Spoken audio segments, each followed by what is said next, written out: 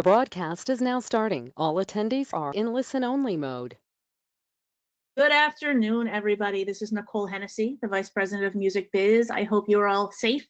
I hope you're all healthy and watching from the comforts of your home, in your PJs, your sweatpants, cup of coffee, you know, all those nice amenities that you have at home, not in your office. But most importantly, again, I hope you are safe. Your families, your friends are all safe and healthy during this time. You know, Music Biz is in a very unique position and always has been, of bringing together the industry at all times, face-to-face and virtually. And you know, during this time, we have our Common Ground webinar series that you're on here today. We have some great webinars coming up in the next few weeks, so please check out musicbiz.org under the events tab for some great presentations coming up.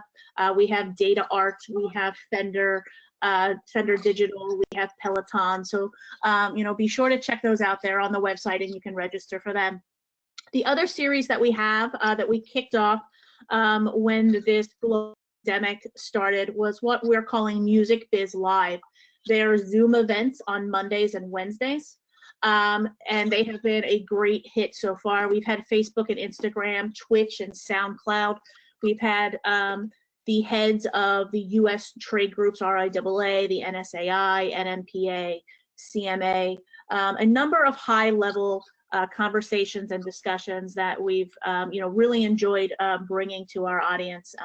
The questions and the interaction from our members in the industry has been, you know, quite phenomenal. And we're continuing that series. Music Biz Live, again, it's on Mondays and Wednesdays. This coming Monday, we're going to be focusing on the live industry and have guests from Crew Nation and the newly formed NIVA, which is the National Independent Venue Association. So that's Monday at 4 o'clock Eastern Time. Wednesday, we're pulling together the heads of some global music trade groups. We'll have guests from Impala, GEMA, SACEM, PRS for Music, ERA, and Peer Music Italy. So that should be interesting to see how all of these countries and all of these trade groups are dealing with this crisis and where they see the global music industry in the future. So that's Wednesday, and that one is at 2 p.m. Eastern Time on Wednesday. So, you know, please take a look at musicbiz.org at our Common Ground webinar series and our Music Biz Live series. Registration, links, information, everything is under the events tab. And also, don't forget, you know, we're still moving forward with plans for Music Biz 2020. We moved from our May timeframe to August, and all the information about Music Biz 2020, hoping for a face-to-face in August with all of you. All that information can be found at musicbiz2020.com. So you're not here to hear from me today. You're here to hear from the board. Many representatives of the board of IAFAR, which stands for the Independent Alliance for Artist Rights. And I'm going to turn it over here very shortly to Naomi Asher. She's a representative on the board from Sony ATV. Anytime during this presentation, please use the questions box on your screen to communicate with our presenters. Naomi and the team will be taking questions, so use that questions box. And I'm going to let Naomi take it from here, introduce our panelists. And, you know, as I said before, I am on mute. If you need me for anything, I'm listening in. I'm looking forward to learning about, you know, what you guys do and neighboring rights. So, Naomi, it's all yours. Cool. Thanks, Nicole. And thank you guys all for joining us. Hopefully we'll be able to answer as many of your questions as possible as we're going. I'll be taking a look at questions and pulling some questions for us to answer after our presentation. So please do put them in the question and answer box. Also, the PowerPoint that we're going to be showing will be available, but it's going to be available on the members only portion of the website. So you'll only be able to access it if you become a member. Just a little bit about IAFAR quickly before we begin. IAFAR is something that Ann, Stacey, and I co-founded. We launched about 18 months ago because this income stream is so, you know, it's sort of like the poor cousin of publishing right now. It's something that is constantly evolving. It's something where, you know, any of the issues that come up, and there are many of them, I found as a representative that there was nobody to sort of go to take my issues to, which is when I reached out and spoke to Ann, who was in the same boat. And the fact is that, you know, there are so many things that this income stream does need to change and improve on.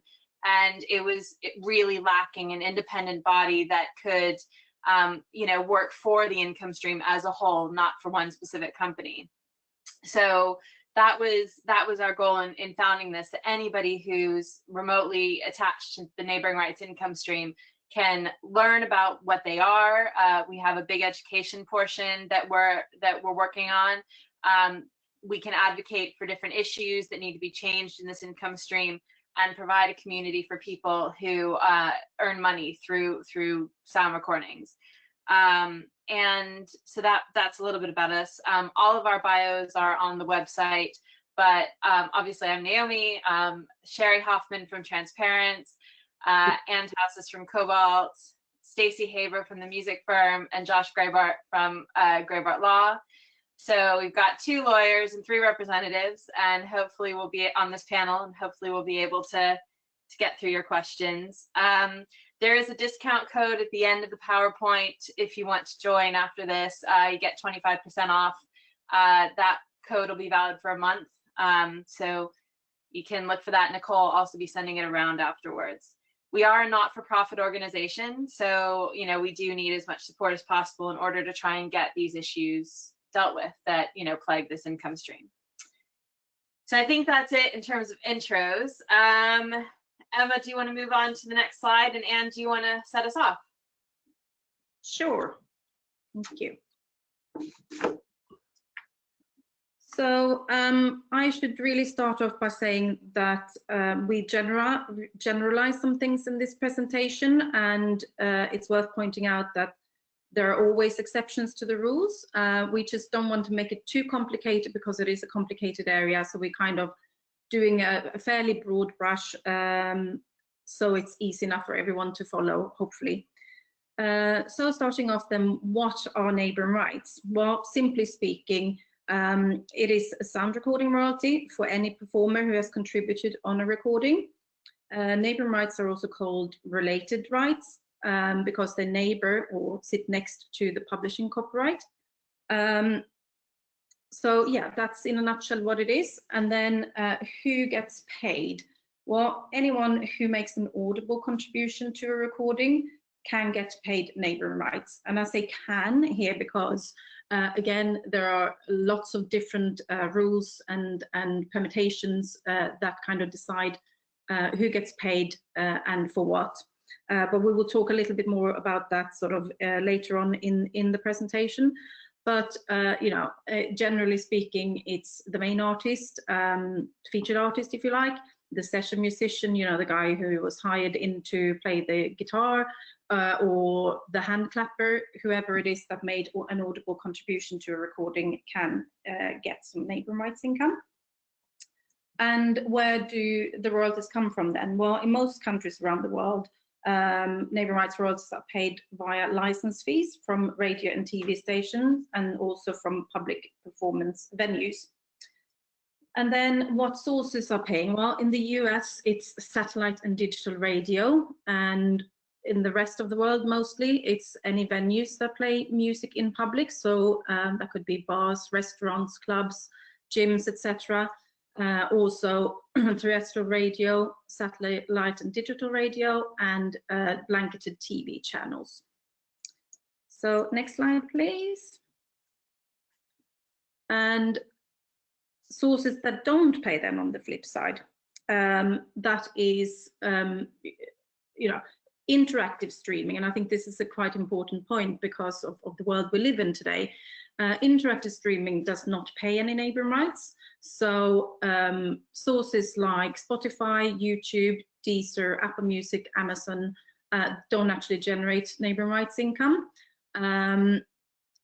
There is a slight change happening in the world. There's a couple of countries who have been successful when they've brought lawsuits against Spotify, among others, and actually managed to get them to pay neighboring rights. So that's happened in Spain and Hungary, and we know that there are a couple of more countries that are kind of following that line. So we'll see how that goes. Of course, IAFAR and the rest of the artist community are very keen on that movement to sort of continue and open up that income stream to everyone. You know, I just think it's in this day and age where people access music, and that it could actually be a difference how you access the music, which services you use, that decide whether you're paid or not. You know, it should be a case of a performer should be paid for whatever source you're going to listen to the music. They've done the work, you know. It should be paid equally from all income sources, really. So that was kind of what I wanted to say on that one. I think I'm handing over to Naomi now for a little bit. Yeah, and I'm going to talk a little bit about roles that don't pay. And the big thing with these is a lot of people don't really understand for ex-US collection, neighboring rights is different from US collection. So in the US, Sound Exchange collects digital sound recording royalties for featured artists. The featured artist can assign a percentage of their royalties to anybody who worked on the recording. However, that doesn't necessarily equate to an audible contribution as defined by the Rome Convention. So that's a really important point. These roles, arranger, mixer, remixer, engineer, they're all non-payable roles when you're talking about international neighboring rights. So even if the featured artist assigns a percentage of their sound recording royalties, of their Sound Exchange royalties to mixer, that's only applicable in the US territory. And that's only if the letter of direction gets signed by by the featured artist. That letter of direction isn't going to be valid outside of the US. So although those roles are payable via that channel in the US territory, outside of the US territory, those are non-payable roles. So in order to be paid, you have to make an audible contribution or are confirmed to have made an audible contribution. So Emma, do you want to go to the next slide? Can I just say, because I should have probably said this in the previous slide actually, so just to reiterate, so the reason why different sources are paying in the US than the rest of the world is kind of the legislation that sits in the bottom here. So we have the Rome Convention that kind of deals, you say, with the broadcast and terrestrial side of and the public performance bit, and then so that's the Rome Convention where a lot of countries sign that one, so they apply those rules and pay for those kind of usages. The important thing here is that the US did not sign the Rome Convention, so that's why there's no public performance, for instance, in the US for neighboring rights. But then to deal with the digital part of sort of the public performance, the WPPT came into force, so that's the WIPO Performance Phonograph Treaty in 1996. So that was then dealing with the digital side, which the US did sign that one, and that's why there is then income for the non-interactive side of streaming. So the Pandora's, the iHeart, and Sirius XM, and that's the income that Sound Exchange collects. Yeah, exactly. Emma, do you want to go to the next slide? So going back to the non-payable roles outside of the US versus, you know, what Sound Exchange will allow you to assign a percentage for. In the UK, for instance, you need an eligible studio producer form in order for the producer to be paid. Otherwise, producer is a non-payable role. That eligible studio producer form is not the same as a Sound Exchange letter of direction. They're not transferable. That eligible studio producer form specifically confirms that you are doing something that is payable, that you're making an audible contribution. In Switzerland, for instance, the Swiss form requires an artistic producer form, and they only pay from certain countries as well. So producers, it is a lot more of, you know, there are a lot more hoops to jump through. However, if you are credited as playing an instrument, then you will get paid. So programmer, vocals, conductor, you know, if you're credited as any audible source, playing the trombone, you know, it doesn't matter. You'll get paid, you know, unconditionally. It's just if you're only credited as a producer, it's a really important differentiation, because it's one that a lot of people do sort of stumble across, because they'll produce all these massive works and made a huge contribution to the audible contribution, and then wonder why they can't get paid for it. And it's because of this issue with the labels, basically. And Emma, if you can go to the next slide.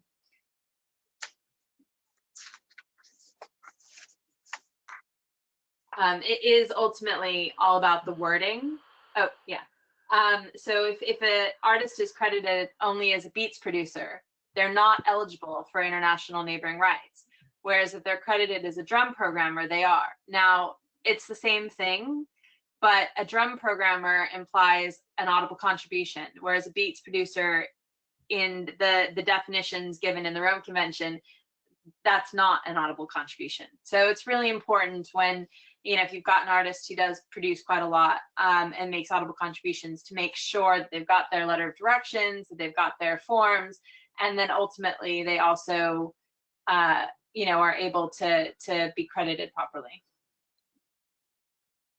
All right, Josh, I'm going to hand it over to you. And Nicole, if you're listening to me, I can't see the questions box anymore. So if you could send me something to do that, that'd be great. So Josh, it's all you. Josh, you're on mute. Yep, sorry, fixed it. Everybody can hear me now, I hope? Yeah. Good, okay. So the slide in front of us is a sort of demonstration of how this breaks down. Before I wade into it, I think it's always worth reminding, and again, forgive me, I'm the lawyer, not the only one, Stacey's also a lawyer, but my first thought with respect to differentiating neighboring rights from, I'm going to use the word copyright advisedly here. The reason I'm making the distinction is that the concept that Ann broke down earlier about neighboring rights as sitting next to, or sometimes called related rights, relates to European concepts, which is the French or German concepts of the copyright law, where copyright, as defined in the Berne Convention, which is the sort of oldest international copyright convention, deals only with works of authorship as understood in the late 19th century, essentially putting pen to paper or brush to canvas. Any more technological developments waited until the mid 20th century really to get protection. And because the people who were structuring this were largely working in a European context, they said, well, whatever it is that the rights pertain in sound recordings, they're not copyrights, because copyrights would involve you putting a pen to paper or something.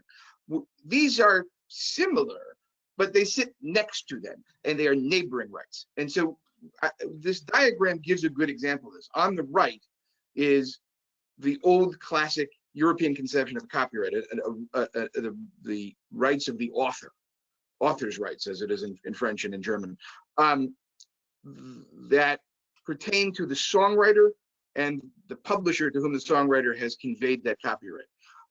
It is the music as written out, if you will, as sheet music. There can be many recordings of that music. There are many recordings of this song alone. So that right is implicated every time there is a sound recording. But the sound recording artist and the rights that pertain to the sound recording, which is the left side of the screen, are utterly separate. In order to exploit that sound recording, to broadcast it, to put it into a movie, you would need also the rights from the underlying rights holder, from the musical composition.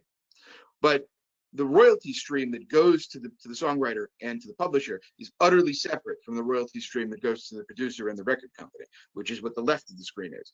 And I'm sorry, pardon me, I'm going to say the artist and the record company.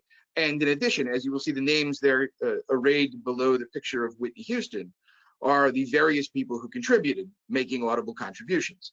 Now, having said that, Naomi made a very interesting distinction that the synth programmer qualifies as having made an audible contribution. The last credit there is string arrangements. Is the string arranger also making an equitable contribution under the Rome Convention? I'm sorry, I was looking at something else. What was that? I'm not noting that the last credit on this slide is to Ron Huff for doing the string arrangements. Does string arrangement count as an audible contribution under the Rome Convention, and such that Mr. Huff can get paid?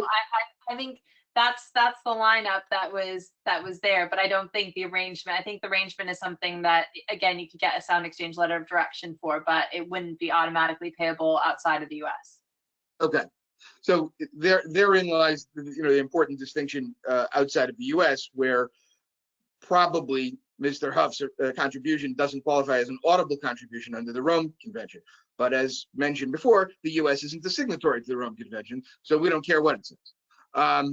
But that will give you a distinction of why royalty flows are different in the U.S. than they are in the rest of the world, and why this sharp distinction between the publishing side, which is the musical composition, and the record label / performer side, which is the neighboring right in the phonogram, are so utterly distinct, and why that classification is different. To finish that, you will note, just by way of a symbolic interpretation, at the very bottom of the black oval on the left and the black rectangle on the right are the symbols for, on the right, copyright, see in a circle, and then on the left, the one that was invented to distinguish it, because again, in the European conception, the sound recording protection is not a copyright. That is a phonogram. It's a P in parentheses, but it's meant to be a P in a circle, which is what was adopted as the international symbol to distinguish a phonogram from a copyright. And I will move to the next slide if Emma can move us along. Thank you. I don't want to belabor that too long, but I think it's important to keep that distinction in mind, that these stem from, in essence, two different sets of rights.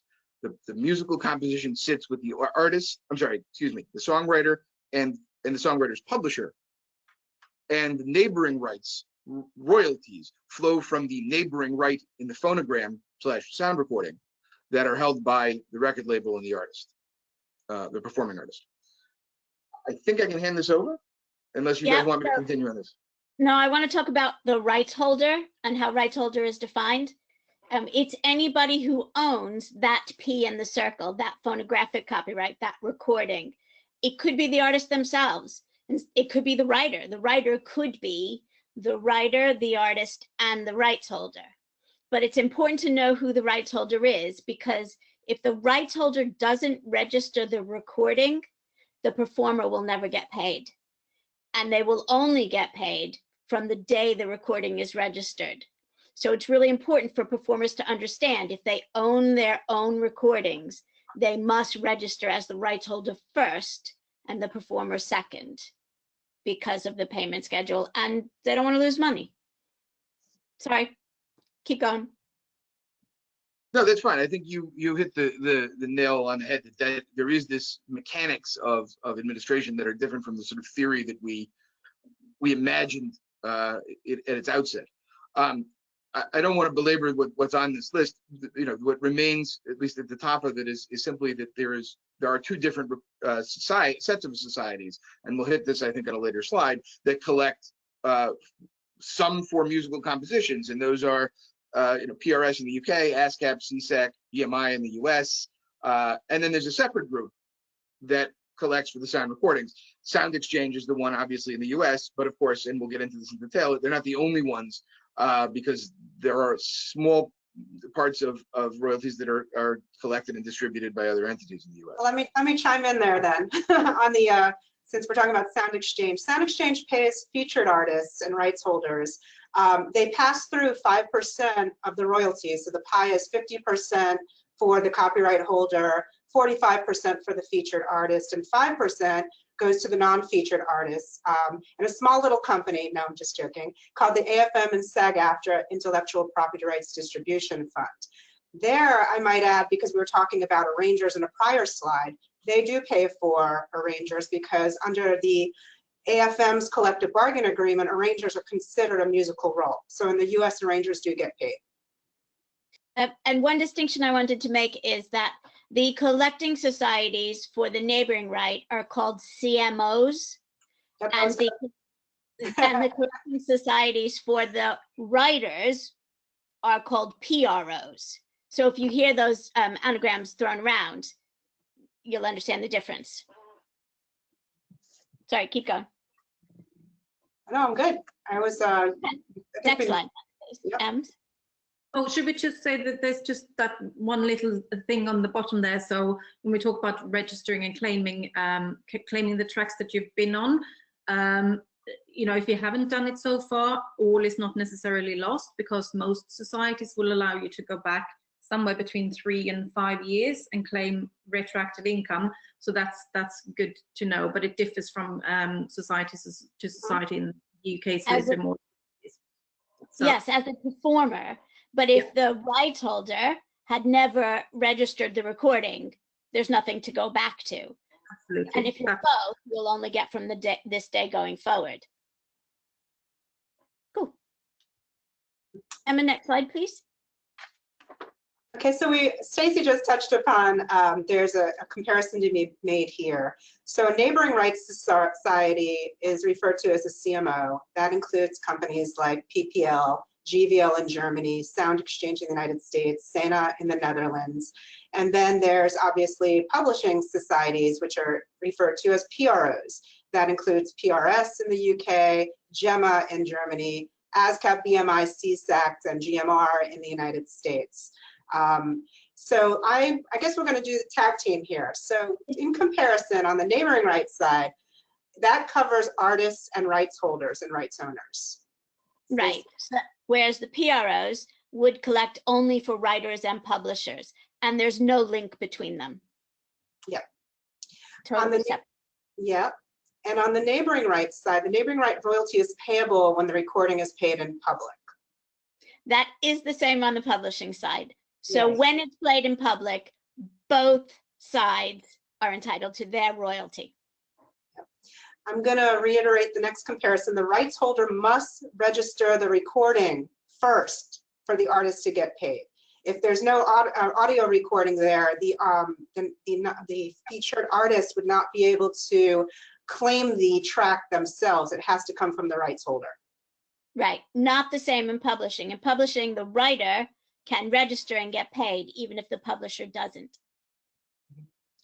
Next point, the artist must claim their contribution on the recording for him or her to get paid, with the exception of non-featured artist royalties. The fund, the AFM SAG-AFTRA fund, for short I call it the fund, they actually they have a big research team, and they research down as many tracks as possible. They are responsible for fulfilling a complete lineup.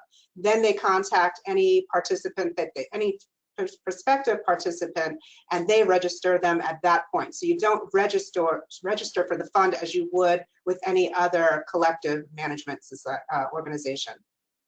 And on the publishing side, it's different. The writer registers his or herself with the society. They can do it on their own. And to complete this thought, the performers get paid for neighboring rights societies and not the writers. Yep. I have nothing to add to that. Next slide, please, Ems. So here's an example. The song Valerie, composition written by the members of the band The Zootons. They release it first as a single. Their recording is played in public. They get paid as performers, recording artists, through Sound Exchange, through PPL, the CMOs. Their label, which is Delta Sonic, which was for a time licensed to Sony, will also get paid as the rights holder. Then somebody comes and covers it, like Amy Winehouse, and they will still get their writer's stuff, but that's not a neighboring royalty. The Zooton kids won't get paid PPL on the Amy Winehouse recording. She and her label will get it instead.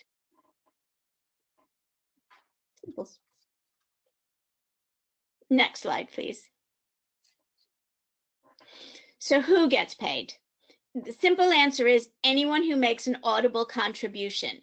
If you happen to be in the studio with your best friend who is Justin Timberlake and you sneeze, you might be entitled, and they leave it on the recording and it's played in public, you might be entitled.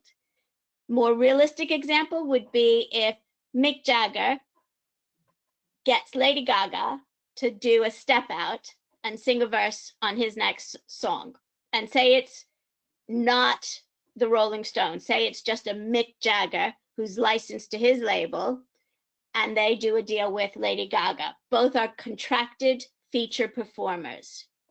If they bring in session players, then those are non-featured performers. If the session players happen to be the members of the Rolling Stones, well, then they are under contract to the label. So then they become contracted performers. Depends who you are, what your contracts say, and what audible contribution you make.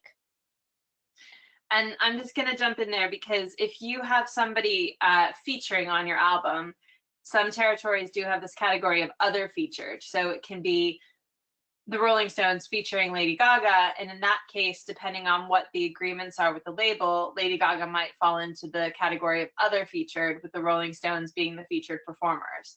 So it does ultimately go back to the agreement with the label. You can have, you know, Florence and the Machine, whether the Machine are featured or non-featured performers has to do with their deal with Florence, has to do with their deal with the label. You know, essentially all of these things are very much contractual points. So, you know, they will all get paid, but which category they're in will depend on their contracts. And Emma, next slide. Thank you. So another place where musicians get paid that's often overlooked is samples. It has to be a direct sample. So it has to be physically, you know, it has to be taking the one recording and using that recording so that it's audible on the other recording. A really good example of this is Stevie Nicks' Edge of 17. All of the musicians who contributed to Edge of 17 may be eligible to be paid for Bootylicious. The other key point of that is it's whatever is sampled that gets paid. So if it's only whoever plays the drums, or if it's only the guitar, or if it's only the vocals, then it's just the person who did those things that is eligible to get paid. If they, you know, sample multiple elements of the recording, then potentially everybody is eligible to get paid. But it's another place where, you know, a musician really needs to make sure that they are on their, put on those recordings, because obviously something that gets a lot of airplay that's a new track, which is sampled an older track, you know, can be quite a lucrative source of income. And Emma, you want to go to the next slide? Thank you. Anne, do you want to pick up? So to reiterate then, this income stream is all about performance to the public. And in the US, it's only public performance relating to the non-interactive digital sources that count. Some important factors that impact if you get paid and how much you get paid. We've talked about some examples here, but also it's things like the country where you actually recorded the track and what nationality you are. That will have a big impact. So US, Australian, South African artists, for instance, they're at a disadvantage for income generated outside of the US, unless they have actually recorded outside of the US. So if we take a UK artist recording on a UK label, will get more neighbour rights income than a US artist that has recorded in the US. There's a massive difference there. So you need to know all those different things that play a part in order to kind of maximize your income and make sure you get paid where you should get paid. And you know, we talked lots about session musicians versus featured artists, and the fact is that, you know, session players who are on like one massive track that gets lots of airplay. We have an example here of Happy Christmas, The War Is Over, played non-stop for months every year. He will probably make more money, or should be making more money, than a featured main artist who might have had one or two big hits during their career, and if they've only had those and sort of then the career was kind of over, you know, that could be the difference. You know, if you're a session musician and you've been on lots of stuff, you will definitely earn quite significant income. You know, it's important that artists and performers take care of this very increasingly important income stream. It's a bit haphazard and it's a bit inconsistent due to the different factors that we've been talking about here today. And it's very important not to overpromise what might be out there for a particular person, but more often than not, it's likely to be pretty significant if you have made those audible contributions. And as we said in the beginning of the presentation, we had a little thing that said, you have earned this income, so you should just go and collect it. You've already done the work for it. And I just wanted to add something really quickly, because we didn't talk much about metadata and the importance of registering your work and the importance of putting roll codes in. We represent a lot of record producers at my company that were trying to unwind because they had the notoriety back in the day of putting themselves down as a record producer, but they had audible contributions to the recording. They played guitar, they played keys, they whistled, they hand clapped. Those are payable in the United States through the AFM and SAG-AFTRA fund, which has a pool of that 5%. 2.5% goes to vocalists, for non-featured vocalists, 2.5% go to non-featured musicians. So I just urge everybody who's about to lay down a track, make sure your metadata is correct. If you have aliases to your name, weird spellings of your name, like Kesha has a $sign and it's also spelled with an S. So just think about this as you're registering on behalf of an artist, or if you're an artist yourself. Yeah, that's a good point. And don't be lazy. Put down everything, every instrument they played, every role they played. Because I have a producer client who only was put down as producer, even though he played all the music on several albums in the 80s. And now he's getting much less income than he should be getting, because he didn't put down for each instrument. So we didn't know about these rights then, that they would come about. Yeah. And, I mean, and the label's fighting him now when we're trying to claim it. Mm-hmm. And especially with older recordings, label copy can be quite haphazard. And, you know, because of that, you know, when you say, but this person is insisting he's on this recording, and, you know, the answer is, oh, we'll go back to the label often doesn't know if it's an older recording. The requirements for registering songs now is very different. I mean, basically pre about 2015, there was a very lax label copy requirement when you registered songs, whereas now you have to put down one featured, one non-featured artist. You've got to have that information. But it's really important, you know, to have as much information there as possible if you're registering the recording on the label side. It's also important. Sorry, and on a track-by-track basis, if it just says background vocals for the album, it's not good enough. Right. Yeah, and it's also important to note that if because you do have this issue with the Rome Convention and with artists that might be at a disadvantage, there are territories that will pay the label side for a non-qualifying performer share. So if you own your own masters and you've registered them, you will get your performer side via your rights holder side in those territories. If you're playing on somebody else's recording, you know, it's worth talking to your label to try and get the money. But you know, that is one way you can do it. Anybody else have any comments before we move on? Okay, Emma, can you go to the next slide, please? Okay, so and that's the end of our basic presentation. I've seen a lot of questions come through. So a couple of things I'll point out here, and then we'll go to the questions. We have about 20 minutes to answer questions. However, if we don't get to your question, just email us. One question that has happened quite a lot is, are these slides going to be available afterwards?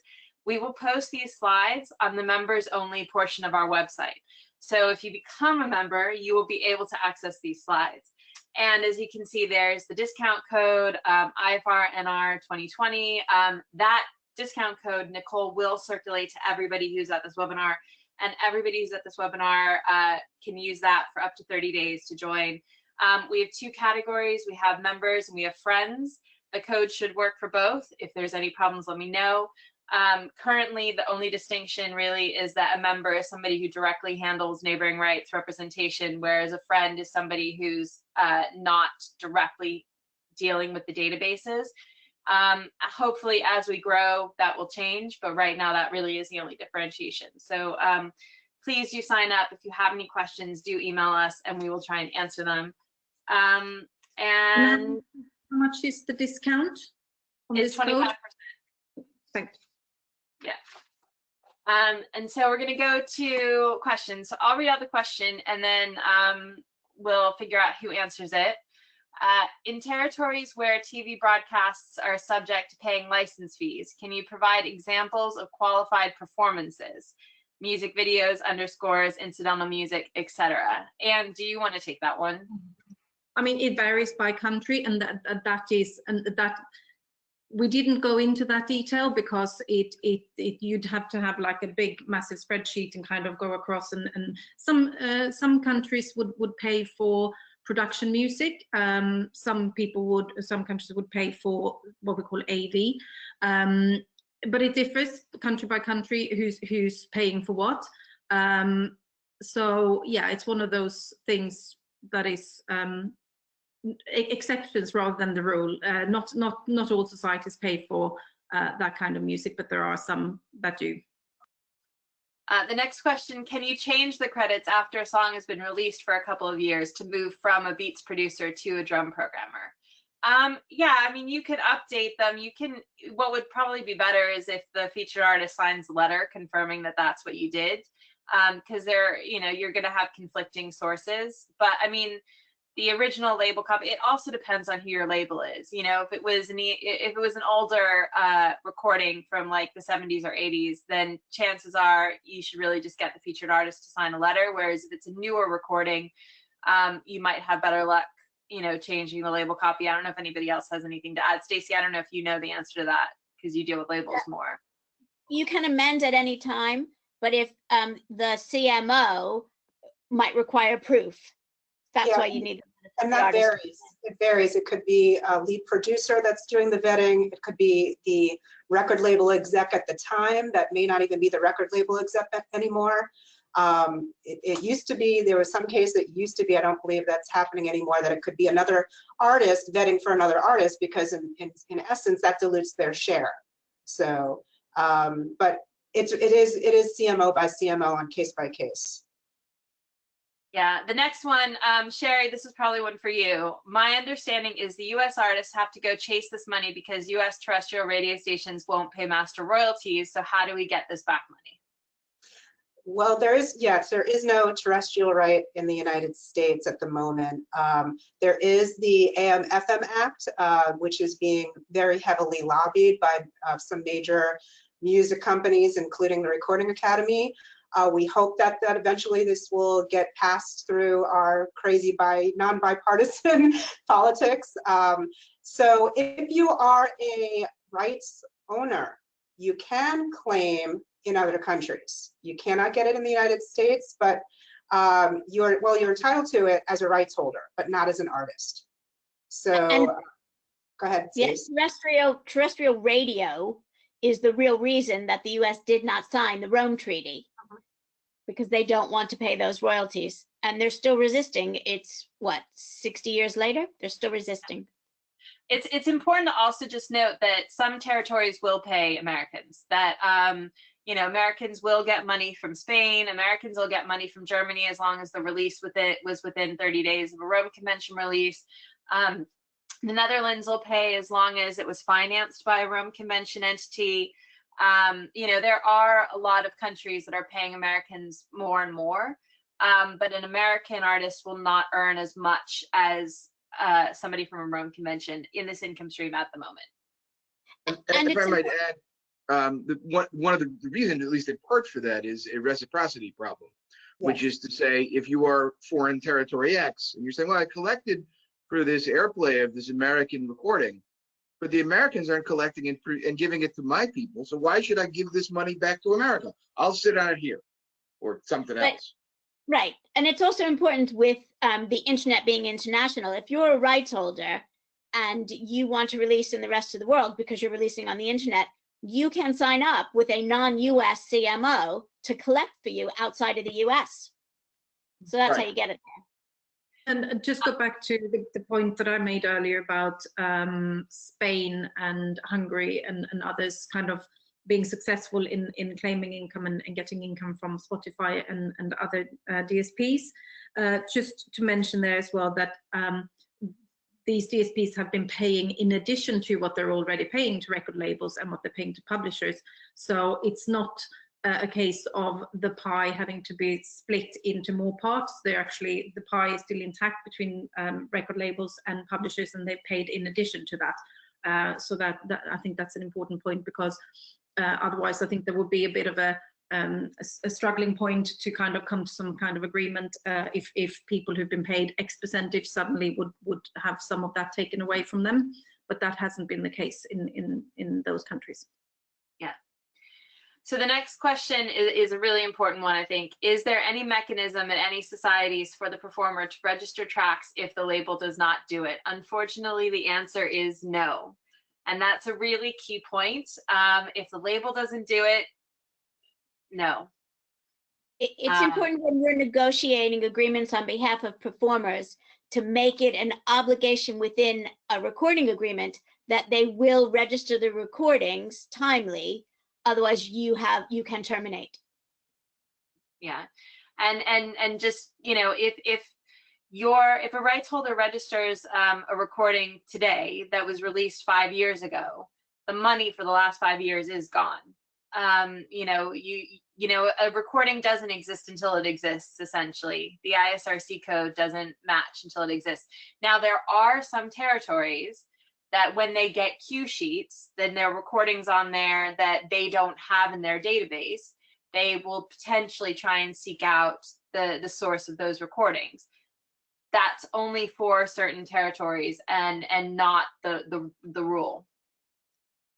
So you know, definitely not you know, something that you need to work out with your label. Are neighboring rights available to be collected in Asia? In Japan, yes. In South Korea, yes. I think theoretically in China, but I don't think they're actually being collected in China. And do you have any other? No, yeah, I just agree with what you've just said. I think it kind of is opening up a little bit. You know, it's funny because we were talking about the Rome Convention earlier and countries that have signed the Rome Convention.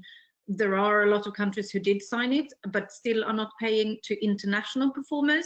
They might pay their own local performers, but not actually sending money across the world. So that's still an issue, and that's definitely a case in the Far East. Also, Latin America is a big sort of black hole there in that respect. Brazil are paying, but it's very hard to get money from any of the other countries, although they did sign the Rome Convention. Yeah. Do neighboring rights societies and PROs work through royalty splits, or do they work completely separately? The only neighboring rights CMO that deals in percentages is Sound Exchange. All other CMOs deal in category, featured, non-featured, or other featured. I don't know if anybody else wants to add anything to that. Well, it's just important that PROs refer to the publishing, and that money is completely separate. So there's no divvying up between CMOs and PROs. There's separate income streams. And also, I mean, and on the in publishing, you can of course agree to whatever split you want between the composers and authors. You don't have that flexibility at all in neighboring rights, apart from when we're talking about Sound Exchange, where you can actually do a percentual split. But in other countries, it is a set system, a set remuneration or point system, if you like. Depends on which country we're talking about. But you know, you have a role, you performed a role, and that is a preset sort of determinator as to what you get paid. It's not like you can say that, oh, I actually contributed 10% to this particular track. There's no such concept in neighboring rights. There are some cases in some countries, in some societies, that will pay for multiple roles, not just one. Definitely, but it's still per role as opposed to a pre-agreed percentage between performers. Yeah. A couple of questions about samples. If samples don't get taken directly, do you still get paid if they're re-recorded? No, the whole point is that it's an audible contribution. So if your audible contribution on Edge of 17 is taken and put in the recording that and mixed into the recording of Bootylicious, then you'll get paid. If you know, Beyonce performs live and just has, you know, the band on stage and there's no mixing in of the older recording, that recording isn't going to be qualifying, because, you know, you're not going to be able to be a sample performer on that and get paid. It's only whatever you can hear in that recording. And then anybody who's on the sampled recording is considered a non-featured performer in the new recording. Using the language of sample licensing, interpolations do not give you a neighboring right. Yeah. How is Sound Exchange and other neighboring rights societies funded? They take a percentage of what they bring in. I don't know if anybody else wants to expand on that. License fees. So when whoever is going to pay the neighboring right to use the recorded music in their space to play music in public, they pay a license fee to the CMO. So in the UK, all restaurants, bars, and venues will pay an annual license fee to PPL so they can play recorded music in that place, in that venue. How is neighboring rights revenue split between audible contributors of a track by Sound Exchange? Is it split evenly, or are there pre-negotiated uneven splits? Does anybody want to take this one?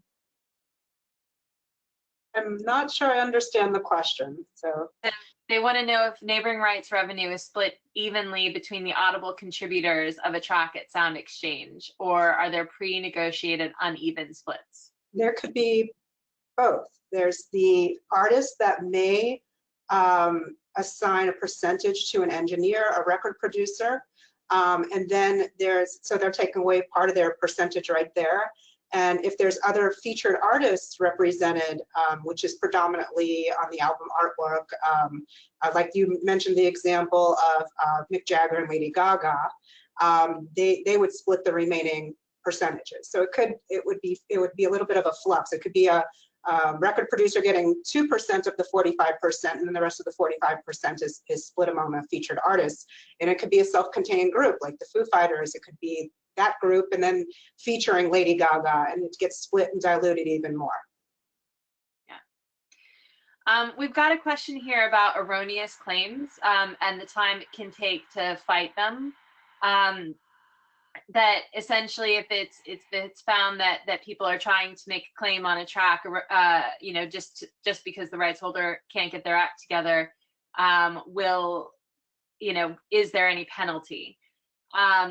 And I mean, I would say, you know, I mean, if a rights holder has registered a track, then whoever that rights holder can stipulate who the musicians are that are on the track. If the rights holder hasn't, then anybody in theory can make a claim as long as they can prove that they're on the track. If the proof that they've given isn't accepted, or if it's shown to be an erroneous claim, then they're taken off the track, then the penalty is essentially that any money that was paid to them is then withheld, and you know, and they don't get paid again until they've effectively made back whatever was paid in error. So there is an adjustment. You know, if that happens after the 6-year window, you know, any money that's already been paid out is gone. It only affects what happens in that window of earning money. I'm not sure if that's making sense. If anybody wants to talk more. Interest-free loan to the artist that was paid erroneously. Yeah, so they will have to pay the money back, but it will be adjusted. It's not going to be, you know, it's not something where they're going to get a penalty or get kicked out of the society if they do it. But there are disputes, and I believe in some cases Sound Exchange will hold all monies aside and not pay anybody until the dispute's resolved. I'd like to make a separate point to the lawyers out there who are negotiating agreements on behalf of the recording artists. Even if you're not a qualifying performer in the rest of the world, like an American performer in the UK, as a rights holder, you are. So when you negotiate the recording agreement, make sure that you obligate the rights holder to pay through half of any money it receives to the performer, even if they're not a qualifying performer in other territories. An example would be the band members of Santana are not qualifying performers in the UK, but they're signed to Sony, and Sony UK collects as the right holder, pays the money to Sony USA. Sony USA keeps it all and doesn't pay the band members. So negotiated into the agreement that you'll get that money paid through. We only have about 3 minutes left, so I just want to say really quickly that anybody can join IAFAR, because there were a couple of questions about who can join IAFAR. Anybody can join our IAFAR who represents an artist, who is an artist, who earns money from this income stream. You know, if you're an accountant or a lawyer and you represent people where you're negotiating contracts, please become a friend of IAFAR. You know, labels, small labels, basically, you know, any independent labels, you know, artists who are their own label. The people who cannot join IAFAR are the CMOs. So, you know, anybody who, you know, PPL, GVL, Senna, they are not eligible to be members of IAFAR because it would be a conflict of interest. We're trying to work to improve this income stream. And because of that, you know, we feel that it would be, you know, counterproductive to have a CMO as part of IAFAR. But essentially, if you're not a CMO, then, and you want to improve this income stream, then anybody who is in that category is welcome to become a member. We have like 1 minute. So Nicole, I don't know if there's anything that you want to now pick up on. I just want to say, wow. I mean, that was a lot of very, very useful information. So thank you all. I'm sure you're going to get a lot of inquiries because I see the questions that are, you know, in the box, you know, lots of great things. So, you know, I will get those to you if there's questions that you want to answer, you know, one-on-one with the individuals that were on here today. So thank you all for your time and the information that you presented. On behalf of Music Biz, you know, we're very appreciative. So again, thank you. Thank you to all who attended. Stay safe, everybody, and we hope to see you all back here on the Common Ground webinar series soon. Thank you. Very much. Thank you very much.